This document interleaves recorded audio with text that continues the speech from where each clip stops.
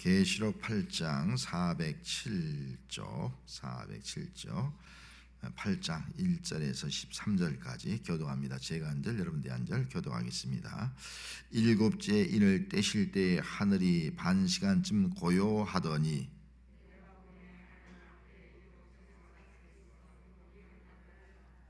또 다른 천사가 와서 제단 곁에 서서 금향로를 가지고 많은 향을 받았으니 이는 모든 성도의 기도와 합하여 보호자 앞 금제단에 드리고자 함이라.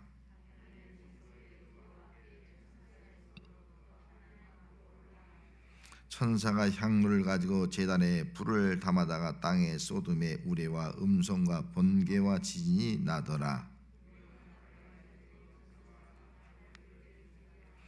첫째 천사가 나팔을 부니 피 섞인 우박과 불이 나와서 땅에 쏟아짐에 땅의 3분의 1이 다 버리고 수목의 3분의 1도 다 버리고 각종 푸른 풀도 다 버렸더라.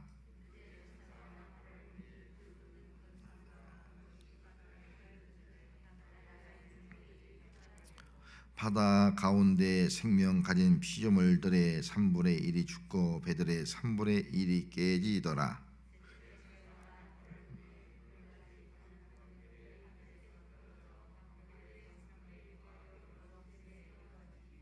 이 별 이름은 쓴쑥이라. 물의 3분의 1이 쓴쑥이 되매 그 물이 쓴물이 되므로 많은 사람이 죽더라.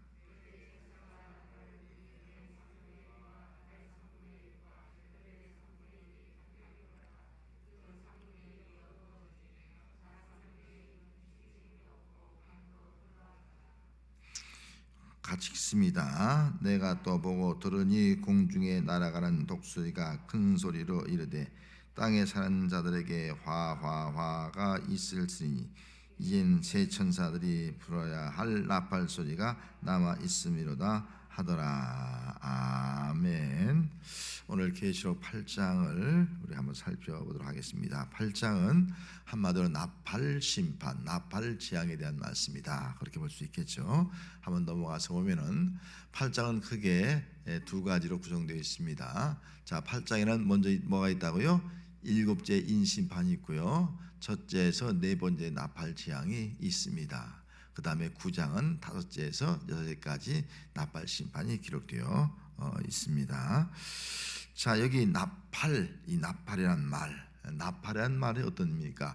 나팔이라는 것은 경고 또 어떤 신호를 의미하고 있습니다. 나팔을 불어서 뭐 앞으로 가고 뒤로 가고 멈추고 공격하고 이럴 때 다 나팔을 불죠. 어떤 행사에 기쁨을 날 때 나팔을 불고 나팔이 그렇게 사용되기도 하고 나팔은 경고입니다. 경고할 때 그 나팔을 불게 된다 하는 겁니다. 그래서 오늘 여기의 나팔은 경고지요. 경고와 심판의 나팔이다. 그렇게 볼 수 있겠죠.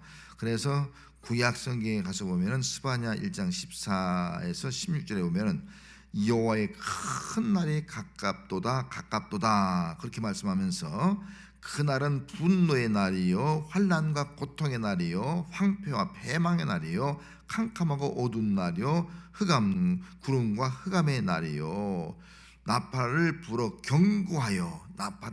경고한다. 큰 여호와의 큰 날이 오는데 그 큰 날이 심판의 날이거든요. 그 날이 오는데 나팔을 분다는 거예요. 나팔을 불어서 경고한다. 그 날이 어떤 날이냐? 분노의 날, 환난과 고통의 날, 황폐와 패망의 날, 캄캄하고 어두운 날, 구름과 흑암의 날, 이런 날이 여호와의 큰 날인데 그 날이 올 때에 우리에게 나팔을 불어서 경고한다라고 말씀을 하고 있는 겁니다.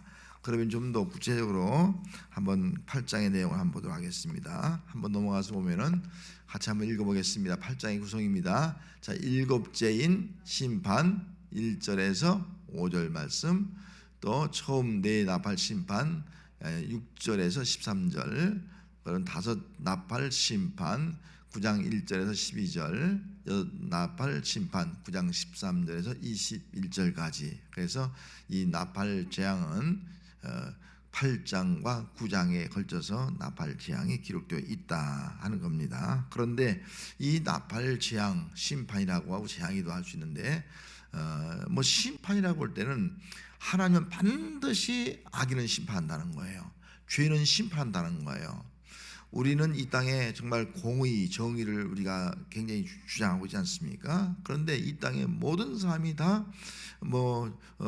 악인이 심판받느냐, 죄를 지은 사람이 심판받느냐, 그렇지 않잖아요. 오히려 정말 억울하게 심판을 받고 죄값을 치는 사람도 있는가 하면 어떤 사람들은 또 심판을 받아야 마땅함에도 불구하고 심판을 받지 않고 벗어나고 있는 그런 현실을 우리가 볼 수 있습니다. 하지만 하나님은 공의 하나님이고 하나님은 정확하신 하나님이기 때문에 반드시 심판한다는 거예요. 그래서 이 땅은 반드시 심판받게 되어 있다 하는 겁니다. 마지막은 심판이 있다. 그 심판에서 벗어날 자는 아무도 없다. 그런데 우리 예수 믿는 사람들은 이 앞절에서 어린 양 예수의 그 피로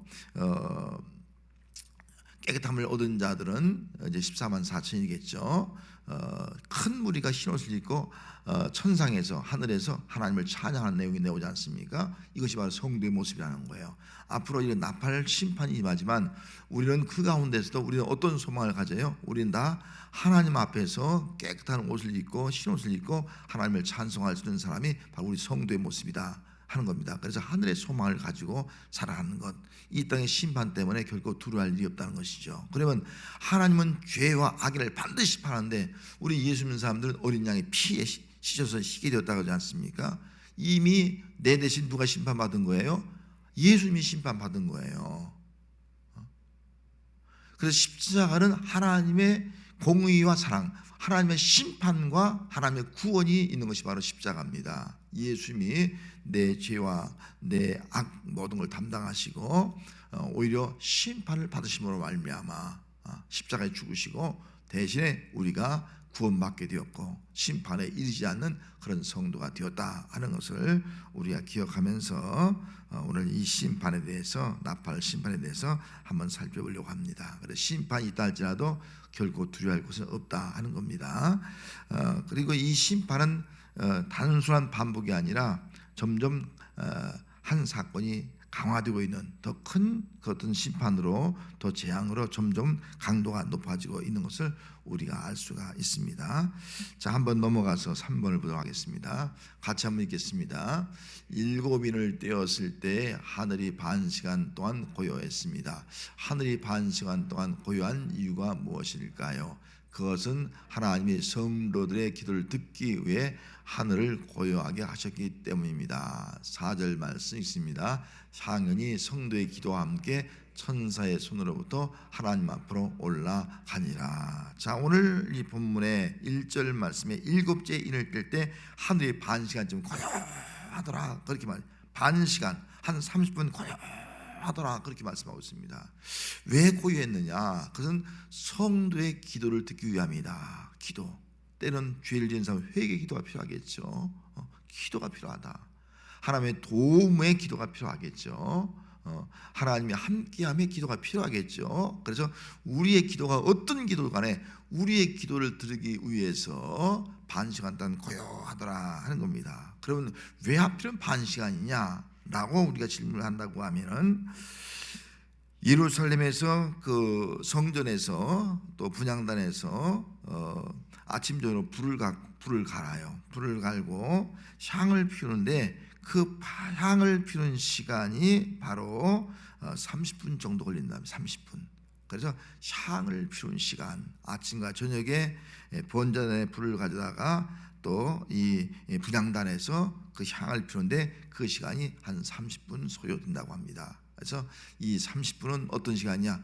분향하는 시간. 분향단에서 분향, 기도의 한결 하나님께 올려드리는 거예요. 이 시간이 바로 오늘 여기 반 시간이다 하는 겁니다. 그래서 3절 말씀에 뭐라고 말씀했어요? 3절 말씀에 모든 성도의 기도, 모든 성도의 기도, 여기 금향로의 향을 가지고 그 향과 함께 모든 성도의 기도를 하나님 앞에 올려드리는 겁니다. 그래서 4절 말씀에 읽은 대로 향연이 기도와 함께 천사의 손으로부터 하나님 앞으로 올라간다.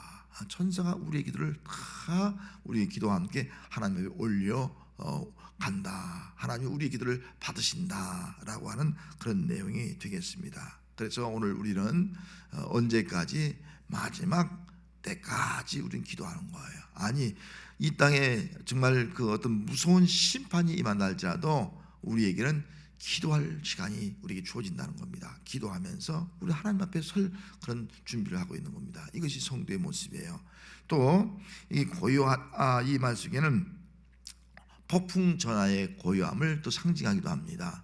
우리가 태풍이 몰려올 때 좀 고요하다가 몰아치지 않습니까? 그런 큰 그런 풍랑, 큰 재앙이 임하기 전에 어떤 고요한 모습을 상징이기도 하는 거예요. 그러다가 임하듯이 말이죠. 그렇기 때문에 우리는 장차 이 땅에 어떤 큰 심판이나 큰 재앙이 내릴 때에 그 가운데서도 우리는 정말 두려워하지 않고 하나님 앞에 정말 고요히 꿇어들여서 기도하는 모습, 기도하면서 때로는 나의 죄를 회개하면서 기도하기도 하고, 때로는 하나님과 함께 하시고 또 천국의 소망을 가지고 기도하는 것, 이것이 바로 오늘 우리 성도의 모습이 되어야 합니다. 자, 네 번째 한번 보도록 하겠습니다. 구약의 성막의 그림이에요. 구약의 성막. 성전 짓기 전에 모세가 시내산에서 십계명을 받고 또 하나님께서 모세에게 성막, 하나님 앞에 예배드릴 수 있는 그런 성막을 다 제시해 주었습니다. 그래서 십계명과 저 성막을 통해 예배의 삶이 저들의 삶이었어요. 광야에서 멈추면 저렇게 성막을 만드는 거예요. 피는 거예요. 이동할 때는 성막을 다 접는 거예요. 그리고 이동하는 거예요. 이게 광야 40년의 생활이었습니다. 자, 그다음 저거 보면은 맨 앞에 문이 있고 그다음에 막 불이지 않습니까? 저기 번제단이 있습니다. 번제단 불이에요. 그 뒷부분에 제장 두삼 있는 데 보면 이 바다 물두멍이라고 할 수 있죠. 그것이 있고 그 안으로 들어가면은 바로 이제 성막이 있고 거기에 성소 지성소가 있게 되는 거죠. 그다음 그림 보겠습니다. 한번 넘기면요. 이것이 바로 아까 보여준 성막입니다. 성막. 이 앞쪽에 오른쪽에 있는 것은 성소, 이 뒤쪽에는 지성소, 하나님의 언약궤가 있는 장소 지성소죠. 이 지성소는 아무나 못 들어갑니다. 대제사장이 1년에 한 번 7월 10일 대속죄일 날 1년에 한 번 들어가서 자신과 또 백성의 온 나라의 죄를 고백하는, 그리고 가서 사죄함 받는 그런 특별한 날이죠. 1년에 한 번 들어가는 겁니다. 그래서 제사장이 죄가 있으면 죽게 되잖아요. 그래서 제사장 옷에 방울이 달렸다는 것이 아니겠어요? 딸랑딸랑하면 살아있는 것이고 딸랑딸랑하면 제사장이 죄 때문에 죽은 거예요. 그래서 끈을 가지고 끌어낸다고 하잖아요. 사람이 못 들어가니까. 그래서 이쪽 오른쪽이 이제는 성막 안에는 크게 세 가지가 있어요. 등대가 있고 또 저쪽에 보면 떡상이 있고 또 분향단이 있습니다. 세 가지가 있어요. 그래서 분향단은 이쪽 지금 성막 천원대 있잖아요. 성막 천원대 거기 있는 것이 바로 분향단이 있습니다. 이 분향단, 번제단에서 불을 가져다가 이 분향단에 분향하면서 하나님 앞에 기도를 올려드리는 그런 모습이 바로 제사장들이 하는 일이었습니다. 제사장들은 끊임없이 아침 저녁으로 들어가서 이 불을 받아다가 향을 피워서 하나님 앞에 모든 백성의 기도, 자신의 기도를 다 하나님 앞에 올려드리는 거예요. 이 역할을 한 것이 바로 분향단이다 하는 겁니다. 자, 그 다음 넘어가서 자, 한번 6번 읽습니다. 8장 5절의 기도의 중요성이에요. 첫째 뭐라고요? 성도의 기도는 성도의 큰 특권이다. 큰 특권이라는 거예요. 특권. 어떤 특권이겠어요? 하나님 앞에 나가는 특권이에요. 하나님 앞에. 하나님 보호자 앞에 나가는 특권이에요. 구약으로 말하면 지성소에 나가는 특권은요, 우리 성도들 못 들어가요. 그 당시에는 제사장만 들어가는 특권이 있는 거예요. 제사장. 근데 오늘 우리는 예수님으로 말미암아 우리가 이제 왕 같은 제사장이 되었지 않습니까? 그래서 오늘 우리는 예수의 이름으로 기도하면서 어디까지 나가는 거예요? 하나님 보호자에 나갈 수 있는 특권을 얻은 자가 되었어요. 여러분 얼마나 감사해요. 그래서 기도가 이렇게 소중한 거예요. 기도는 아무나 하는 것이 아니에요. 정말 예수 믿고 구원받고 왕 같은 제사장이 된 성도만이 할 수 있는 것이 기도라는 거예요. 여러분 그렇다면 이 기도하면서 우리 어디까지 나가는 거예요? 하나님 보호자 가까이 나가는 거예요. 하나님 보호자 가까이 나갈 수 있도록 얼마나 기쁜지 몰라요. 근데 어떤 분들은 기도하지 않아요. 여러분 기도하지 않으면요, 하나님 보호자에 가까이 나가지 못합니다. 하나님 보호자 멀리 있는 거예요. 그러니까 하나님 보호자의 그 영광도 볼 수가 없는 거예요. 그런데 땅에 있는 욕망만 바라보고 땅에 있는 것만 바라보고 살아가죠. 하나님 보호자의 그 영광, 우리가 늘 장차 있을 그 영광을 우리가 바라보지 못하게 되지 않습니까? 이런 기도함으로 우리는 하나님 보좌에 가까이 나가서 정말 하나님과 깊은 교제하면서 주의 영광을 보면서 살아갈 수 있는 그런 믿음의 성도가 되어야 할 줄로 믿습니다. 자, 두 번째로 뭐라고요? 거기 넘기지 말아요. 2번 읽습니다. 하나님은 성도의 기도를 향기처럼 기쁘게 받는다. 향기처럼 기쁘게 한다. 여러분, 꽃 향기가 얼마나 좋아요. 정말 꽃 향기처럼 좋은 것이 없잖아요. 향수도 좋지만은 향수는 어떤 향수는요 좀 싫은 향수도 있어요. 냄새가. 여러분들 어떤 향수를 좋아하는지 모르겠어요. 저도 향수를 바르지 않아요. 그전에는 또 향수도 좀 여름에 땀났을 때 향수가 집에 있는데 잘 바르지 않게 되더라고요. 향수 좀 이렇게 뿌리고 하면 좋은데 그런 그윽한 냄새가 나도 좋은데 잘 뿌리지 않습니다. 근데 향이 그렇게 좋은 거예요. 그런데 그런 향보다는 자연히 꽃 속에 나서는 그 향기가 얼마나 아름다워요.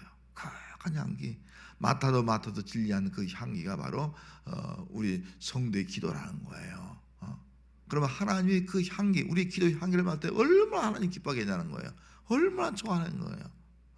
우리가 그 꽃을 향해서 향기 맡겨서 코를 뻥글고 하면서 향기를 맡듯이 말이죠. 하나님은 우리의 기도를 듣는 것을 너무 기뻐한다는 거예요. 여러분, 하나님이 이렇게 향기를 맡듯이 기뻐함으로 우리의 기도를 맡으시고 받으시는데, 흠양하시는데, 기도는 흠양한다지 않습니까? 흠양하는데 우리가 어찌 하나님 앞에 기도하지 않을 수 있겠냐는 거예요. 우리의 기도를 기쁘게 흠양하시는 그 하나님을 생각하면서 기도의 향기를 더 많이 올려드리는 삶이 우리 성도의 삶이 되어야 할 줄 믿습니다. 자녀에게는 효도가 뭐예요? 부모를 기쁘게 하는 거예요. 성도에게는 효도가 뭐예요? 하나님을 기쁘게 하는 거예요. 하나님을 기쁘게 하는 것 중에 하나가 바로 기도다. 기도를 통해서 다 하나님과 가까이 가고 하나님과 사랑하고 교제하는 것, 이것이 하나님이 가장 기뻐하는 것이다 하는 것을 생각하면서 기도는 영적 교제예요. 이런 믿음 가지고 우리가 기도하면서 기도에 내가 들은 기도의 향기를 통해서 하나님의 기쁘게 흠양하는 삶을 살아가는 성도가 되시기를 바랍니다. 자, 세 번째 뭐라고요? 성도의 기도에 응답하신다. 하나님은 반드시 응답합니다.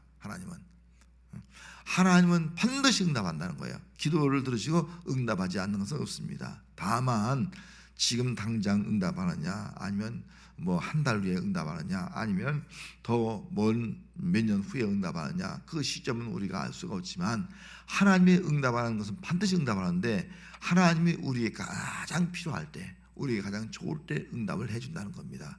가령 예를 들어서 우리도 이제 손주가 자꾸 우리 집에 오잖아요. 뭐 달라고 자꾸 그래요. 오늘도 뭐 닭 달라는데 뭐 칼을 달라는데 칼을 줄 수 없잖아요. 그 아이는 아직 그걸 받아 칼을 활용할 줄 모르는 아이가 아니겠어요? 장난감을 주거나 다른 걸 주지 않아요. 숟갈을 주거나. 그러나 조금 크면은 칼을 줘도 돼요. 왜? 그걸 가지고 자기가 뭐 과일도 깎을 수 있으니까.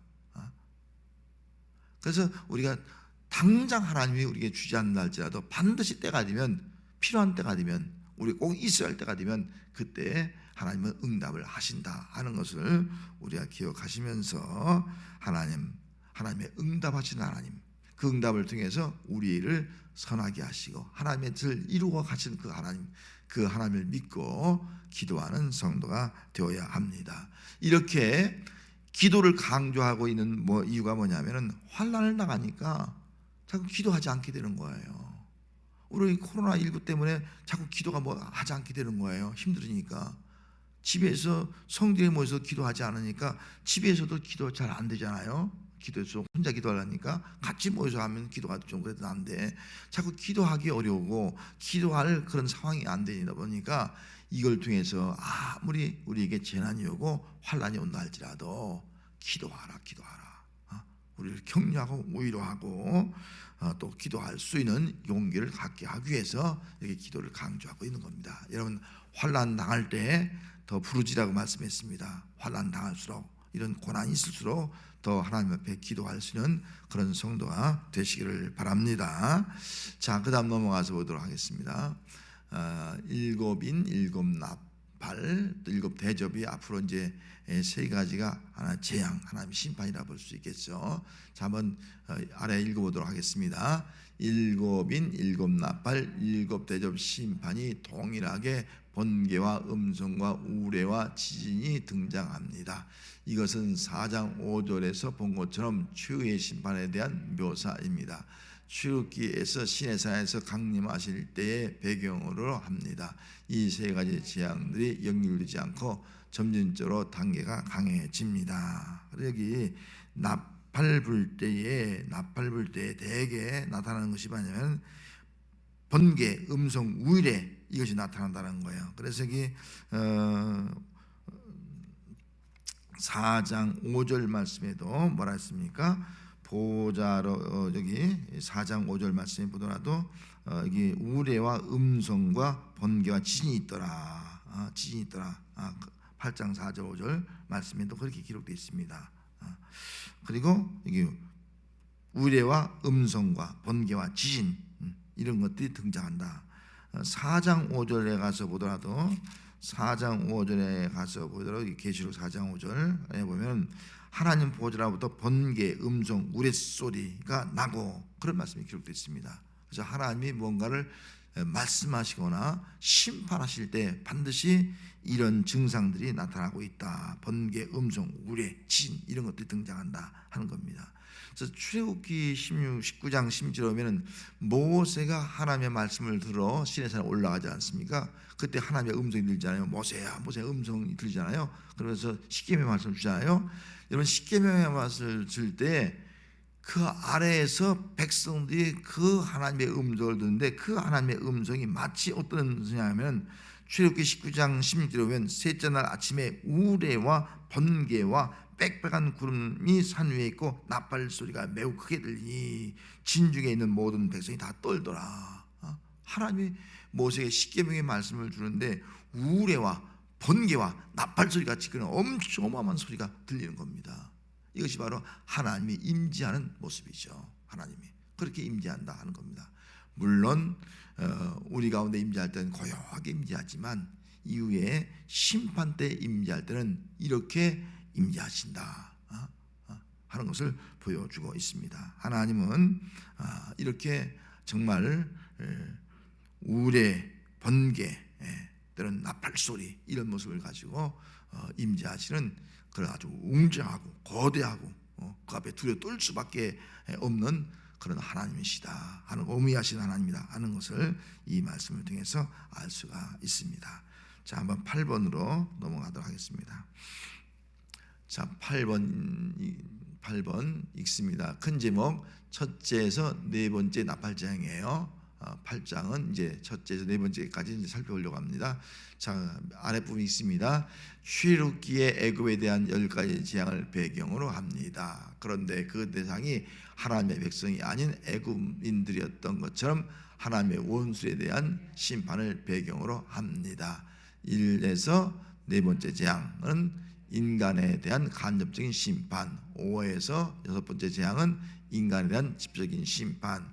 그래서 구약을 배경하고 있는데 우리가 구약의 그 10번째 재앙은 10가지 재앙을 다 내릴 때에 그 재앙은 이스라엘 백성이 내는 것이 아니라 누구에게 내린 거예요? 애굽 백성에게 내린 겁니다. 애굽 백성에게. 그래서 이 마지막 때 이 재앙도 이 나팔 재앙도 택함 받은 우리 성도에게 내는 것이 아니라 우리 성도들을 그 가운데 구원하기 위해서 심판이 내려진다. 심판. 구약을 배경하는 거예요. 구약의 이 이스라엘 백성들은 그 10가지 심판을 다 체험하잖아요. 그죠? 다 보잖아요. 다 보고 있습니다. 근데 그 심판을 당하는 것은 애굽 사람만 심판을 당했잖아요. 이것이 바로 장차 마지막 때에 이 나팔 재앙이 말 때 일어나는 그런 모습이다 하는 것을 말씀해 주고 있습니다. 자, 그 다음에 넘어가서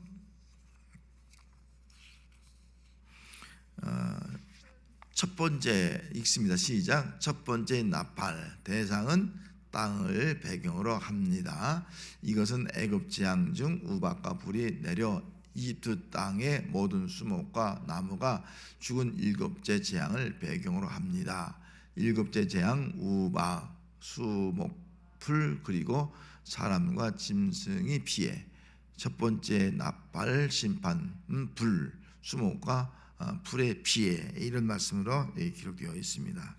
자, 이 첫 번째 나팔은 이 7절 말씀에 있는 말씀 그대로예요. 7절 말씀 뭐라고 말씀하고 있습니까? 첫 번째 나팔을 보니까 피 섞인 우박과 불이 나와서 땅에 쏟아지는 거예요. 땅에 대한 신문이에요. 땅에 쏟아지는 거예요. 땅. 그래서 땅의 3분의 1이 타버리고 수목의 3분의 1이 다 타버리는 그런 모습이에요. 아직 사람은 피해를 입지 않고 있죠. 그래서 수목, 땅 이런 땅에 있는 그런 것들이 다 타버리는 그런 심판을 볼 수 있습니다. 그래서 출애굽기에 보면 10가지 재앙 중에서 7번째 재앙이에요. 자연계에 대한 재앙이죠. 출애굽기 9장 23절 말씀에 보면은 모세가 하늘 향해서 지팡이를 들으니까 여호와께서 우레 소리와 우박을 보내시면서 우박이 떨어지는데 그것이 불덩이처럼 떨어지잖아요. 영어 봤잖아요. 우박이 떨어지는데 그냥 우박이 아니라 불덩이가 떨어지는 거예요. 지는 뭐 언젠가도 한번 우박이 떨어졌잖아요. 우박이 막 이런 것도 주먹만한 거 떨어졌잖아요. 그 차 유리창이 깨질 정도 맞죠. 그런 것들이 떨어질 때가 있는 거예요. 그런데 그런 것들이 불에 섞이는 우박에 막 불이 탁탁탁 막 튀는 거예요. 영화에 보니까 이런 것이 떨어지는 거예요.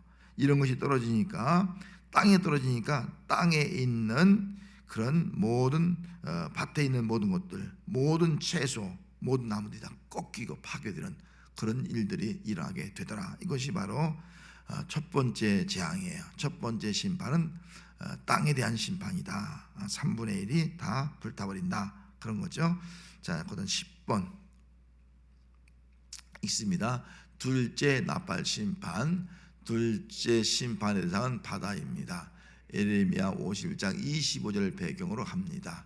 바다가 피로 변한다는 것은 바다가 심각하게 오염되었다는 것에 대한 묘사입니다. 자, 이 8절 말씀의 내용이 기록되지 않습니까? 둘 번째 천사가 나팔을 부니까 어떻게 돼요? 불붙은 큰 산, 불붙은 큰 산이 바다에 떨어지는 거예요. 바다에 던져지니까 바다의 3분의 1이 다 피가 되는 거예요. 막 피가 되어서 거기에 있는 바다에 있는 생명체 가진 물고기들 있죠. 이런 것들이 3분의 2 죽고 또 배들이 3분의 1 깨지더라 하는 그런 재앙이죠. 바다의 3분의 1이 다 망가지는 피가 되는 재앙.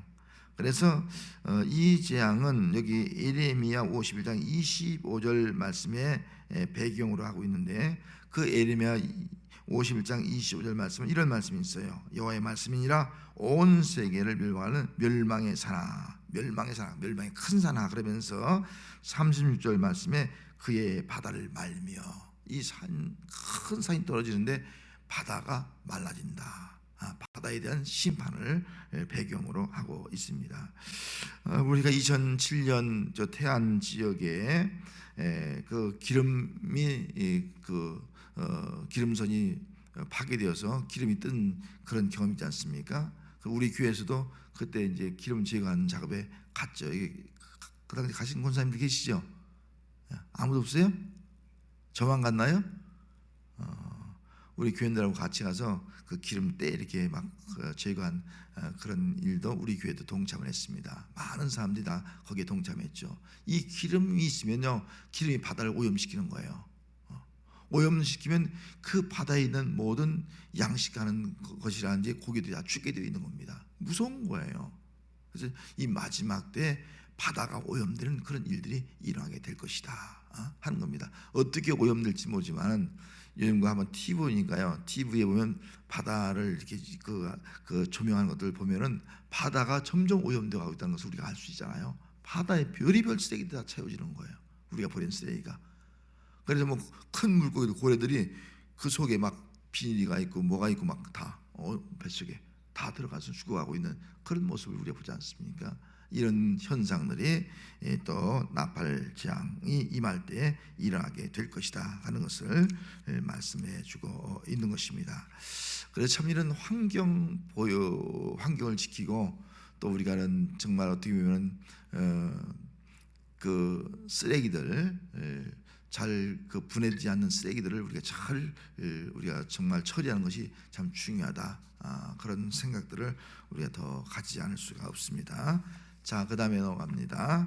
11번 시작. 세 번째 나팔, 셋째 심판의 대상은 육지 내의 물입니다. 횃불을 타는 큰 별이 강과 샘에 떨어져 3분의 1이 오염됩니다. 그 이름은 쑥입니다. 쑥처럼 되었다는 것은 물이 오염되어 결국 사람이 죽게 된다는 것입니다. 전 세계에 있는 강과 바다의 3분의 1이 오염되어 마실 수 없게 됩니다. 현재 세계 인구의 77억 명 중에 하루 5천 명의 어린이들이 물 부족과 오염으로 죽어가고 있습니다. 이게 현실이라는 거예요. 그리고 우리가 지난번에 캄보디아 갔다 와지 않습니까? 캄보디아에 우물을 판 이유가 뭐예요? 캄보디아 실제로 가보니까요, 물이 없는 거예요. 그럼 또랑물이 있어요. 개울물이.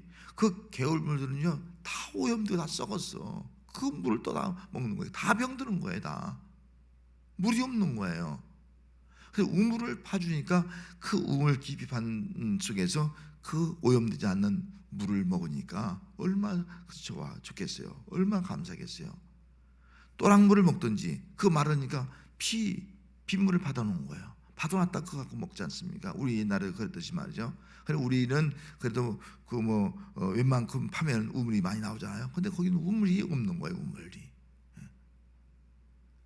이렇게 강 또 이런 물이 오염될 것을 말씀해 주고 있는 거죠. 여기 긴 11절에 있는 대로 큰 이 별의 이름은 쓴 쑥이라. 물의 3분의 1이 쓴 쑥이 된다. 쑥이 된다는 거예요. 이 쑥이 된다는 말은 쓴물은 아마 독 있는 물이라고 볼 수 있겠죠. 오염된 물. 이걸 먹으니까 사람들이 탈이 나고 어디 아프게 되고 그것 때문에 죽게 되는 그런 일들이 일어나게 된다. 그런 증상들이 지금도 우리가 간간히 이 지구촌에서 일어나고 있는 것을 우리가 알 수가 있는 거죠. 이거는 출애굽기 당시에 첫 번째 대양에 해당되죠. 첫 번째 대양. 그래서 출애굽기 7장 20절에 보면 지팡이로 나일강을 치니 그 물이 다 피로 변하고, 모세가 나일강을 치니까 그들은 강의 신을 섬겼잖아요. 강에 있는 그런 물의 신, 또 오죽의 신들을 섬겼는데 치니까 다 강의 물 피로 변하더라. 끔찍한 재앙이죠. 그래서 나일강의 고기들이 죽고 악취가 나고 더 이상 물을 마실 수 없는 그런 고통을 당하게 되는 그런 모습이 기록되어 있습니다. 이것이 바로 세 번째 나팔 심판이 되겠습니다. 자, 마지막 12번째 있습니다. 시작. 넷째 나팔 심판. 넷째 심판의 대상은 하늘입니다. 12절. 넷째 전사가 나팔을 부니 해의 3분의 1과 달의 3분의 1과 별들의 3분의 1이 타격을 받아 그 3분의 1이 어두워지니 3분의 1은 비침이 없고 밤도 그러하더라. 하늘에 있는 달과 해와 달과 별들에 대한 심판이죠. 이것이 바로 흑암의 재앙이라고 볼 수 있어요. 출애굽기 말하면 출애굽기 11장 20절에 보면 모세가 하늘을 향하여 손을 내밀매 캄캄한 흑암이 3일 동안 애굽에 온 땅이더라. 3일 동안 온 땅이 깜깜해지니까 그 흑암의 두려움과 공포. 우리는 그래도 밤이 돼도 등불이 있지 않습니까? 달빛이 있지 않습니까? 근데 깜깜한 것도 깜깜한 거예요. 흑암이에요. 얼마나 두렵겠습니까? 이런 모습들이 장차 우리에게 일어나게 된다 하는 것을 말씀해 주고 있습니다. 다시 말하면 하나님이 이 세상을 창조할 때에 하늘과 땅과 바다는 창조할 때 6일 중에 3일 동안 먼저 창조한 거예요. 우리가 살아갈 가장 기본적인 거예요. 가장 기본적인 것을 창조해 놨습니다. 그래서 우리는 하늘, 땅, 바다 이것에 의해서 우리가 살아간다 그렇게 볼 수가 있습니다. 그런데 그런 것들이 한 3분의 1이 만약 파괴된다라고 생각을 해보세요. 우리 삶의 근거지가 무너지는 겁니다. 삶의 근거지가 살아갈 수 없는 그런 삶의 터전이 다 무너지게 된다. 아주 끔찍한 재앙이다라고 볼 수가 있습니다. 이런 것들이 앞으로 자연계에 일어나게 될 것이다 하는 겁니다. 그렇다고 해서 우리가 두려워하지 말 것은 앞에 말씀드린 대로 우리에게는 이런 것들이 임하기 전에 반 시간 동안 고요하더라 그렇게 말씀했습니다. 두려워하지 말고 고요한 마음 가지고 잠잠한 마음 가지고 차분하게 하나님 앞에 기도하라. 그런 말씀. 기도하면 하나님께서 우리와 함께 하시고 또 우리를 보호하시고 마치 애굽의 10가지 재앙 가운데서 이스라엘 백성을 보호하시고 구원했던 것처럼 우리를 보호하시고 구원하시는 그 놀라운 은총의 자리로 나아가게 될 줄로 믿습니다.